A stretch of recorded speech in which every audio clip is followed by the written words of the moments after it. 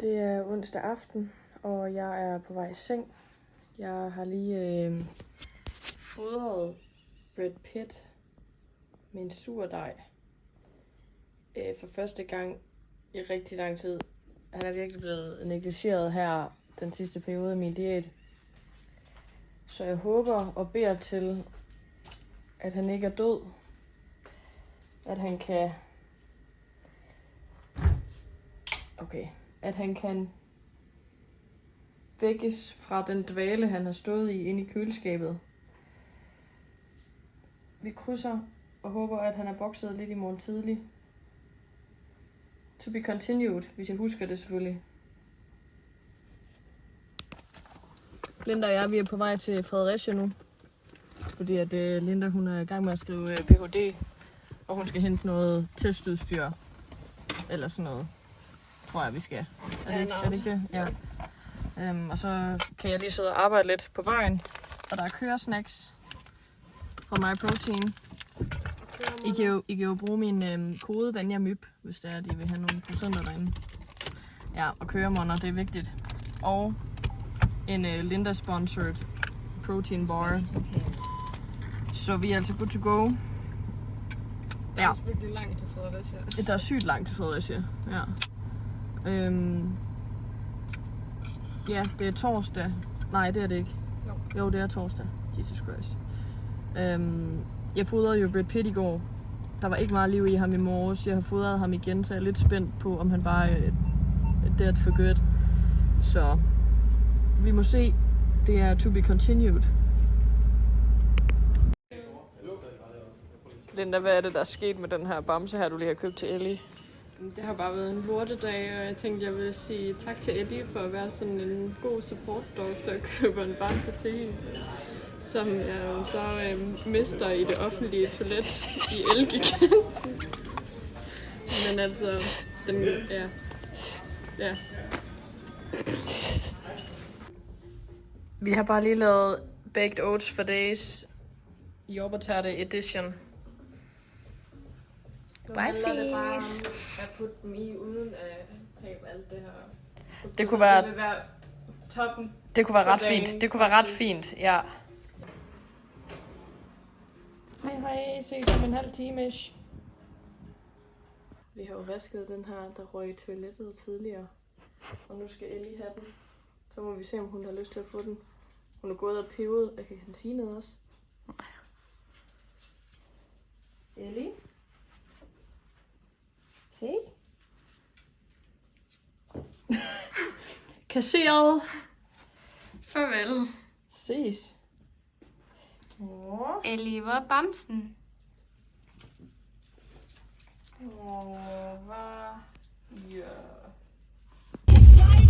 Så er vi på vej til fredagstræning. Jeg har lige været kørt nogen ned.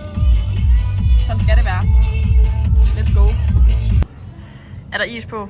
There's ice on it. Oh, Altså, oh, it's good. damn. Lidt jealous. You know. Gracious. Jeg ved ikke, om det er bedre nu, end bare i bevægelse. Ja, sådan er det bare. Ja. The G-string. Det er vilkåret. Men til gengæld så ser dine ben også voluptuous ud herfra. Det er så også lige oppe in the crack, men altså... Jeg skulle den ikke springe.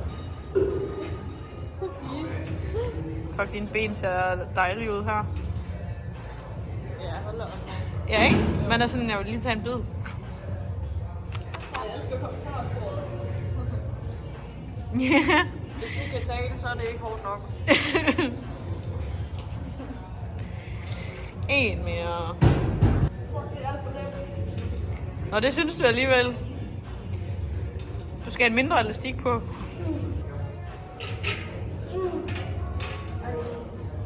Ja, rejs dig op der.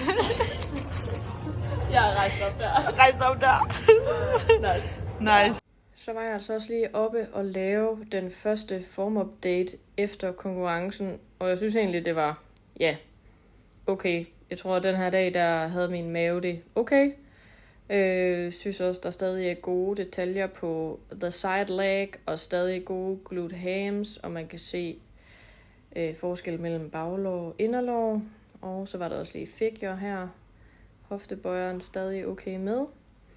Og stadig godt side leg her også, synes jeg. Gode definitioner på ryggen. Så ja, alt i alt egentlig meget tilfreds med det hele. Nu er jeg lige kommet hjem, og jeg kan fortælle, at Brad Pitt er ikke død. Og det kan jeg se, fordi der sådan er luftbobler i ham. Også i den her lille en. Så det er jeg mega glad for. Nu skal han bare takes care of, og jeg tænker, at han skal bare lige fodres et par gange mere, og så er han klar til at blive bagt med igen. Så det er the good news of the day. Brad Pitt is alive. Not so thriving right now, men he will be thriving. Det er jo lidt ligesom sådan en Tamagotchi. Please fang den. Please vide, hvad en Tamagotchi er. Som man havde, dengang man var barn.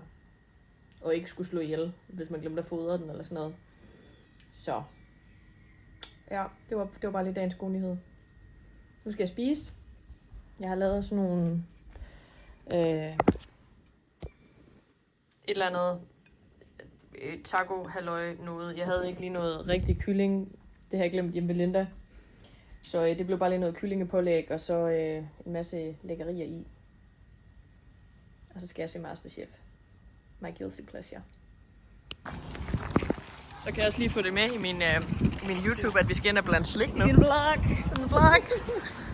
Ja, Sofie hun har jo planlagt vores tur til Sverige. At vi lige skulle have en detur, som jeg ikke kendte til. Og vi skal ind og blande slik.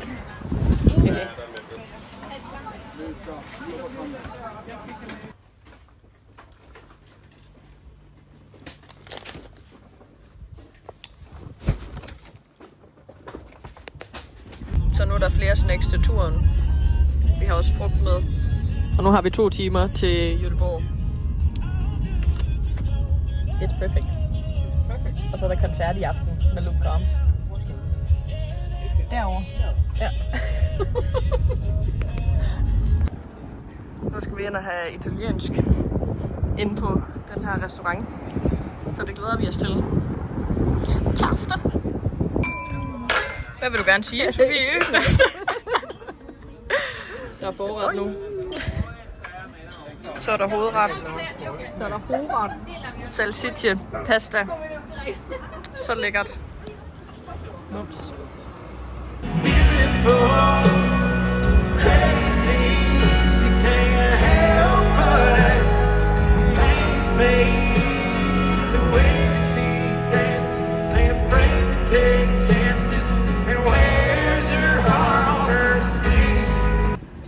Den her koncert, det var bare fucking god. Og så for some reason, så sluttede de lige af med Fireball. Og det synes jeg selvfølgelig ikke lige, at de skulle sødes for. Aldrig set så mange med cowboyhatte for det første. Men heller aldrig set så mange med cowboyhatte danse til Fireball.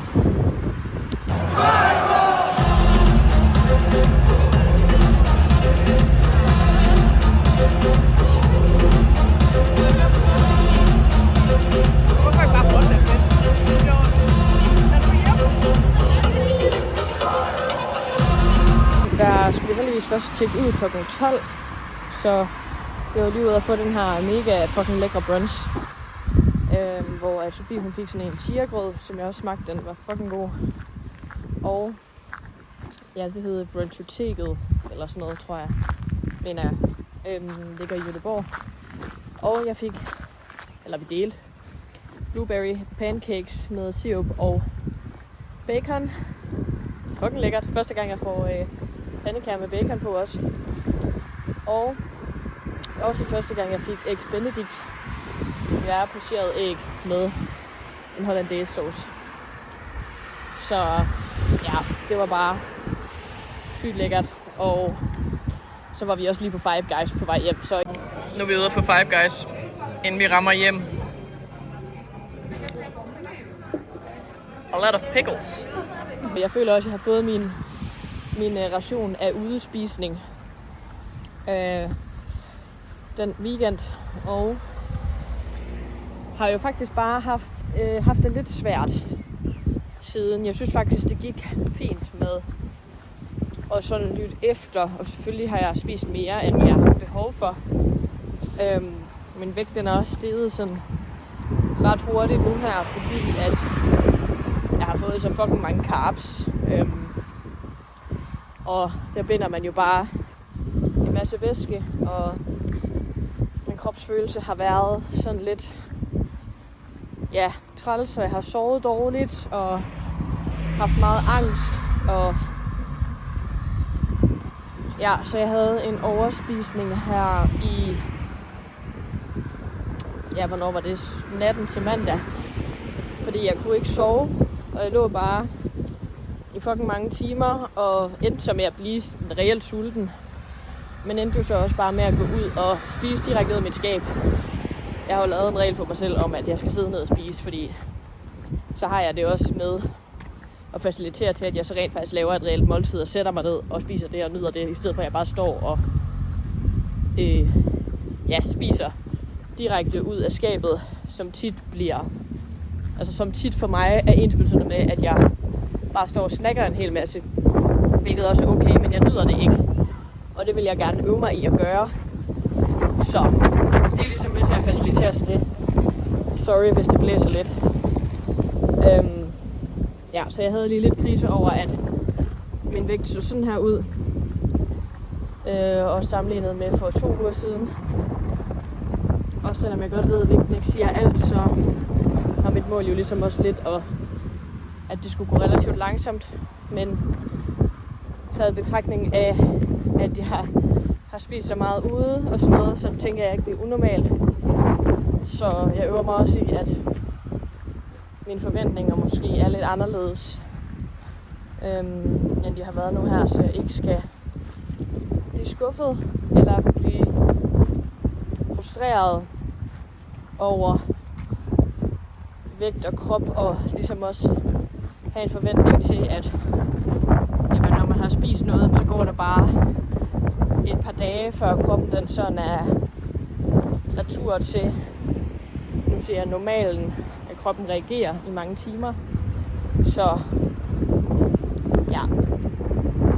så det har været lidt hårdt, men vi fortsætter, og